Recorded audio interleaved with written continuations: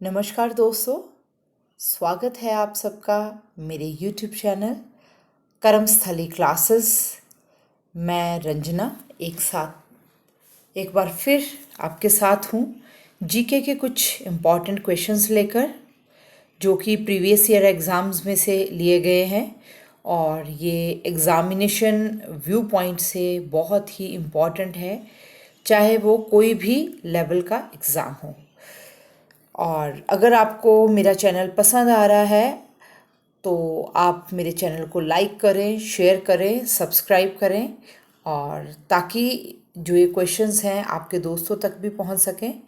So let's start with question number 1। Which of the following books is written by Rajendra Prasad? तो राजेंद्र प्रसाद जो हमारे भारत के पहले प्रेसिडेंट हुए हैं, पहले राष्ट्रपति रहे हैं, तो उनके द्वारा इनमें से कौन सी बुक लिखी गई है? तो options are here: India Divided, An Autobiography Towards Freedom, The Discovery of India, Glimpses of World History. तो कौन सी बुक लिखी गई है? So answer will be India Divided. India Divided जो है वो डॉक्टर राजेंद्र प्रसाद ने जेल में थे तब उन्होंने तब लिखी है ये। एंड 1950 से लेकर 62 तक, 1952 से लेकर 1950 से लेकर 62 तक ये प्रेसिडेंट रहे हैं इंडिया के। और प्रिजन में इनकी ये बुक लिखी गई है, जब वे प्रिजन में थे, जेल में थे, 1946 में। 1946 में इन्होंने ये बुक लिखी थी। And N Autobiography Towards freedom जो है ये पंडित जवाहरलाल नेहरू थे, उन्होंने लिखी है। ग्लिम्प्स ऑफ वर्ल्ड हिस्ट्री जो है वो भी उन्होंने ही लिखी है, पंडित जवाहरलाल नेहरू ने। एंड डिस्कवरी ऑफ इंडिया, ये तीनों बुक्स जो है पंडित जवाहरलाल नेहरू ने लिखी है। सिर्फ एक बुक इंडिया डिवाइडेड जो है वो डॉक्टर राजेंद्र प्रसाद ने लिखी है। ठीक है, तो hope so this question is clear. Then next question, the members of constituent assembly were, जो कॉन्स्टिट्यूएंट असेंबली बनी थी, this question is from history. तो जो कॉन्स्टिट्यूएंट असेंबली बनी थी इंडिया में चुनाव करवाने के लिए इनिशली, तब ब्रिटिश इंडिया था भी, तो वो इन ऑप्शंस में से आपको बताना है कि उसके मेंबर्स कैसे चुने जाते थे। Nominated by Governor General, directly elected by people, elected by legislature of various provinces, and nominated by ruler of princely states. तो आंसर क्या होगा? Answer will B were elected by provincial legislature of various assembly, elected by legislature of various provinces. ठीक है, answer will B C. ये करते थे, कौन कौन होते थे? Elected by legislature of various provinces. तो एंड देन उसके बाद क्या हुआ कि जो कॉन्स्टिट्यूएंट असेंबली बनी उसमें जो है द कैबिनेट मिशन प्लान जो है उसने कॉन्स्टिट्यूएंट असेंबली बनाई। कैबिनेट मिशन प्लान के तहत कॉन्स्टिट्यूएंट असेंबली बनाई गई नवंबर 1946 में। कॉन्स्टिट्यूएंट असेंबली बनाई गई और कॉन्स्टिट्यूएंट असेंबली की टोटल स्ट्रेंथ जो है 389 फिक्स की गई। ओके, 389 फिक्स किया गया, out of which 296 were to be allotted to British India. 296 British India को अलॉट की गई एंड 29 प्रिंसली स्टेट, जो प्रिंसली स्टेट थे वहां से आते थे।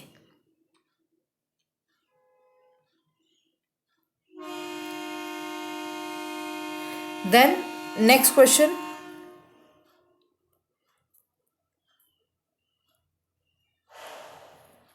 Question number 3, Mahatma Gandhi undertook fast unto death in 1932 mainly because Mahatma Gandhi ने 1932 में डेथ फास्ट का प्रण ले लिया उन्होंने। तो क्यों लिया एंड किसके कारण से लिया? तो options are here. Round Table Conference failed to satisfy Indian political aspirations, Congress and the Muslim League had conference differences of opinion, Ramsay MacDonald announces the communal awards, or none of the statement given above is correct।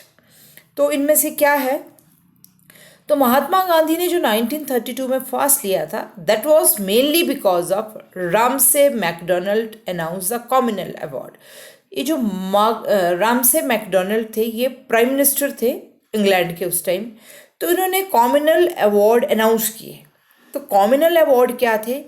India में एक electoral बना कि voting rights मिले, और उन्होंने क्या किया कि हर कास्ट को कास्ट बेसिस पे रिजर्वेशन दी गई,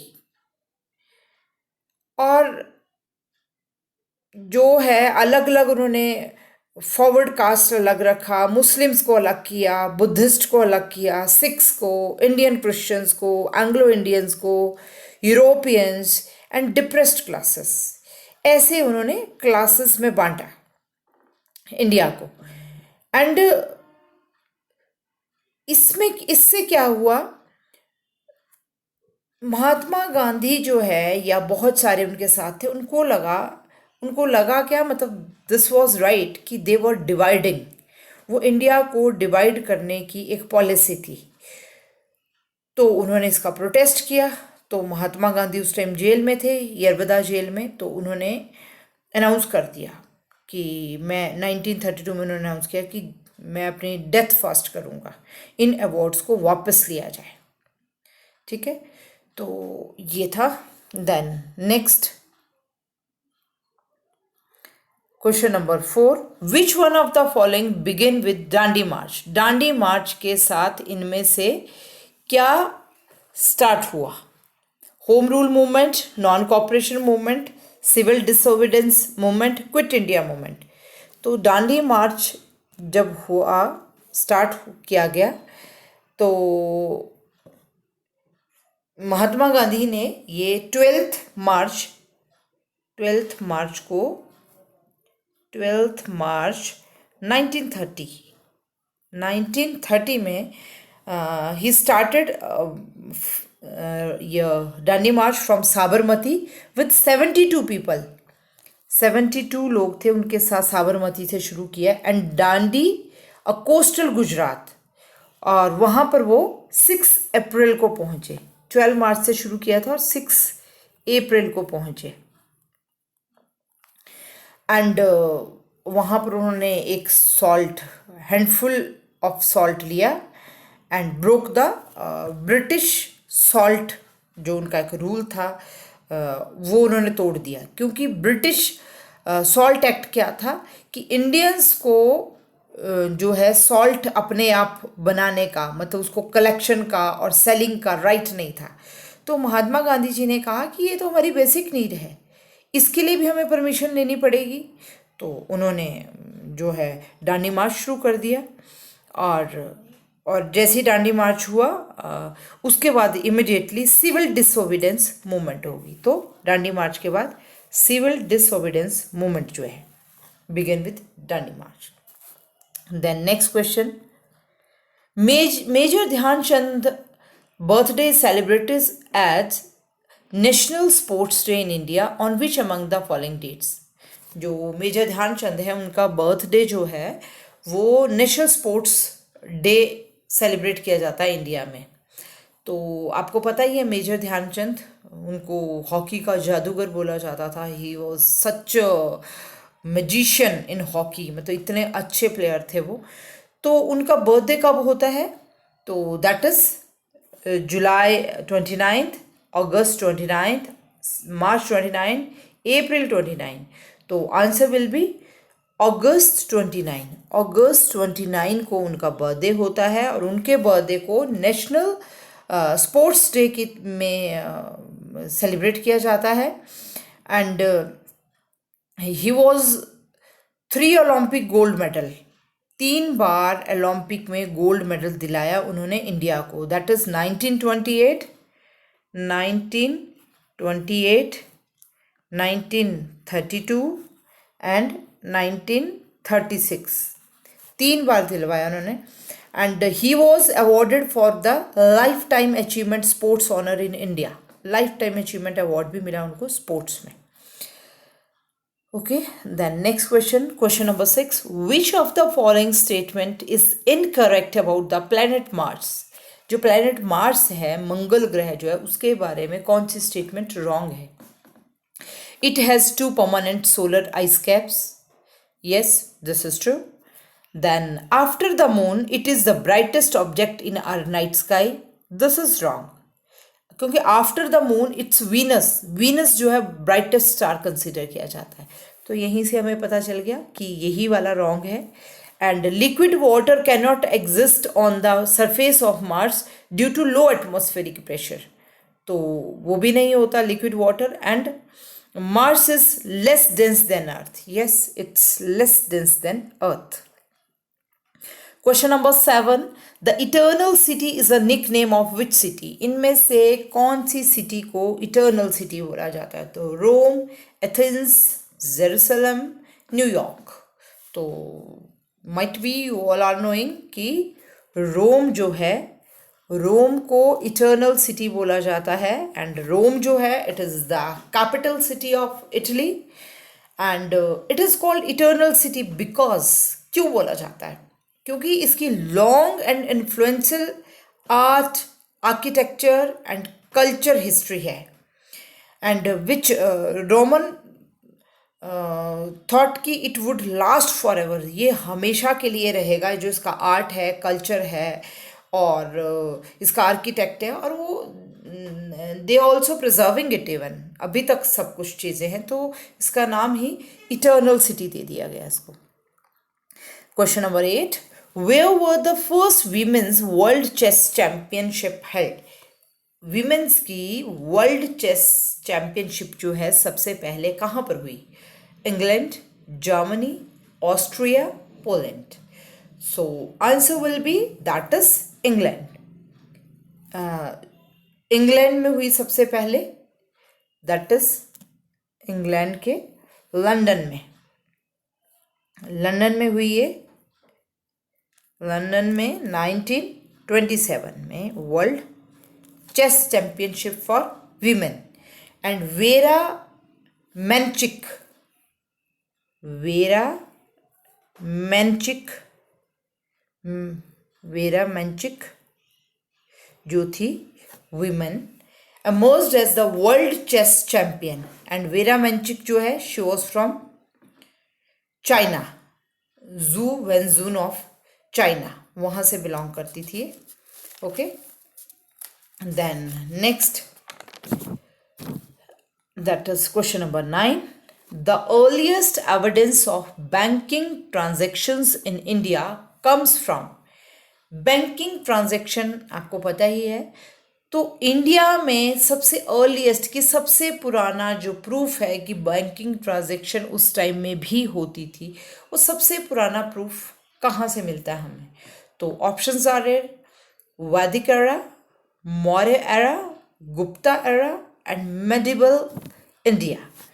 तो जो सबसे पहले है that is answer will B A, that is वैदिक एरा में. वैदिक एरा में स्टार्ट हुई ए वैदिक एरा. वैदिक एरा जो है Vedic civilization. And during that period loan deeds called rina patra और रीना लेखा वर प्रेवलेंट. रीना लेखा, रीना पत्रा बहुत फेमस था. And interest rate as well as usury was prevalent in Vedic period. Money landing जो है, यूजुअरी जो बोलते हैं हम, ये सारी चीज़ें भी बहुत फेमस थी वैदिक एरा में. Then next is last question, question number 10th.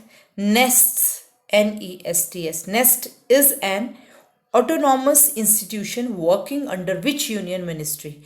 जो नेस्ट है national education society for tribal students.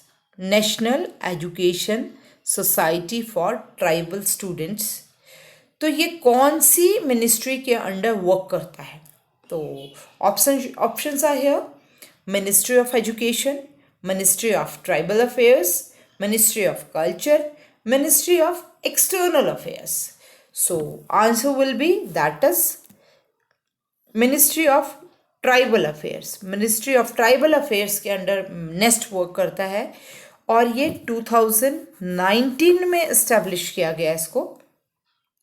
And this institution was created to provide high quality education to tribal student in their own environment. Tribal student को high quality education provide करनी है, लेकिन उनको उनके environment से अलग नहीं करना है। जहाँ वो रह रहे हैं वहीं पर उनको एजुकेशन मिले, तो उसके लिए उसी पर्टिकुलर एरिया में एजुकेशनल इंस्टीट्यूशंस इस्टेब्लिश कर दिए जाएं। तो ये नेस्ट के अंडर काम शुरू हुए। तो उनमें से एक अभी स्कूल्स आए हैं, एकलव्य स्कूल्स, तो ये भी ट्राइबल अफेयर्स के अंडर आते हैं कि उनको अपनी प्लेस चेंज ना करना पड़े और वो जो कल्चरल वैल्यूज़ हैं ट्राइबल्स की, उनको they can carry forward those values. तो इन्होंने क्या टारगेट किया है कि टारगेटेड टू ओपन 452 स्कूल्स जो है न्यू स्कूल्स, इनको ओपन करने हैं ताकि इनका जो ये ऑटोनॉमस बॉडी रन कर रही है इसको सक्सेसफुल किया जा सके। ठीक है दोस्तों, तो बहुत बहुत शुक्रिया आपका मेरे साथ बने रहने के लिए। Thank you so much. जल्द ही मिलूँगी नए क्वेश्चंस लेकर। तो आज का सेशन यहीं ख़त्म करते हैं। Thank you so much.